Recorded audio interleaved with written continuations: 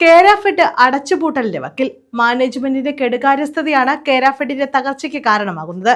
സെക്രട്ടേറിയറ്റിൽ നിന്നും ഡെപ്യൂട്ടേഷനിൽ വന്ന ഉദ്യോഗസ്ഥർക്ക് പരിചിതമല്ലാത്ത മേഖലയിൽ ചുമതല നൽകിയത് കേരാഫെഡിന്റെ തകർച്ചയ്ക്ക് ആക്കം കൂട്ടുകയാണ്. കൊപ്ര സംഭരണത്തിലെ വീഴ്ച മൂലം വിപണിയിൽ വെളിച്ചെണ്ണ വില നിയന്ത്രിക്കാൻ കഴിയാത്ത സ്ഥിതിയുണ്ടാക്കി. കേരാഫെഡിൽ സർക്കാർ ഇടപെടലും കുറ്റക്കാരായ ഉദ്യോഗസ്ഥർക്കെതിരെ നടപടിയും ആവശ്യപ്പെട്ട് CR മഹേഷ് MLA കൃഷിമന്ത്രിക്ക് നിവേദനം നൽകി.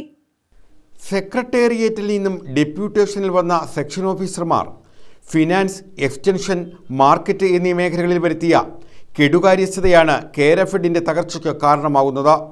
മാർക്കറ്റിംഗിൽ ഉന്നത ക്വാളിഫിക്കേഷനുള്ളവർ, ഫിനാൻസ്, അഗ്രികൾച്ചർ എന്നീ മേഖലകളിൽ ഉന്നത യോഗ്യതയിലുള്ള പ്രൊഫഷണലുകൾ എന്നിവർ കൈകാര്യം ചെയ്തിരുന്ന മേഖലയിലാണ് സെക്രട്ടേറിയറ്റിൽ നിന്നും ഡെപ്യൂട്ടേഷനിൽ വന്ന മേഖലയിൽ പരിചയമില്ലാത്തവർക്ക് ചുമതലകൾ നൽകിയത്.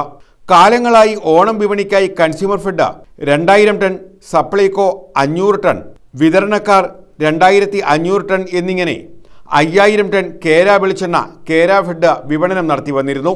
ഇതിനായി ജനുവരിയിൽ 8500 ടൺ കൊപ്ര സംഭരിക്കാൻ നോട്ട് തയ്യാറാക്കുകയും അത് ബോർഡിന്റെ അനുമതി നേടുകയും ചെയ്ത കൊപ്ര സംഭരിക്കുന്ന നടപടികളാണ് നടന്നു വന്നിരുന്നത്. എന്നാൽ കൊപ്ര സുലഭമായി ലഭിക്കുന്ന ഫെബ്രുവരി, മാർച്ച് മാസങ്ങളിൽ 135 രൂപ മാത്രം കിലോയ്ക്ക് വിലയുള്ള കൊപ്ര സംഭരിക്കാത്തത് കാരണം കേരാഫെഡിൽ അതിരൂക്ഷമായ കൊപ്രാക്ഷാമമുണ്ടായി. തൽഫലമായി നിലവിൽ കൊപ്ര വില കിലോയ്ക്ക് 270 രൂപയ്ക്കാണ് സംഭരിക്കുന്നത്. ഇതുകാരണം 1 ലിറ്ററിന് 5 രൂപ ലാഭത്തിൽ 210 രൂപയ്ക്ക് വിറ്റുകൊണ്ടിരുന്ന കേര വെളിച്ചെണ്ണ ഇപ്പോൾ ലിറ്ററിന് 30 രൂപ നഷ്ടത്തിൽ 419 രൂപയ്ക്ക് വിൽക്കുകയാണ്. മാർക്കറ്റിലെ വെളിച്ചെണ്ണ വിലക്കയറ്റം പിടിച്ചു നിർത്താൻ കേരാഫെഡിന് കഴിയാതെ വരികയും ചെയ്തു.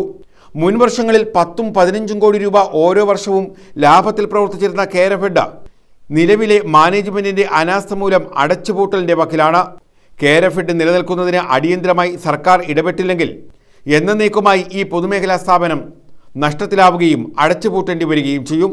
സ്ഥാപനത്തിന്റെ നിലനിൽപ്പിന് സർക്കാരിന്റെ ഇടപെടൽ ആവശ്യപ്പെട്ടും കുറ്റക്കാരായ ഉദ്യോഗസ്ഥർക്കെതിരെ നടപടി ആവശ്യപ്പെട്ടും കൃഷിമന്ത്രിക്ക് CR മഹേഷ് MLA നിവേദനം നൽകി. കേരാഫെഡിന്റെ നിരുത്തരവാദപരമായ പ്രവർത്തനത്തെക്കുറിച്ച് നിയമസഭയിൽ നേരത്തെ വിഷയം സബ്മിഷനിലൂടെ ഉന്നയിച്ചിട്ടുണ്ടെന്നും MLA ചൂണ്ടിക്കാട്ടി.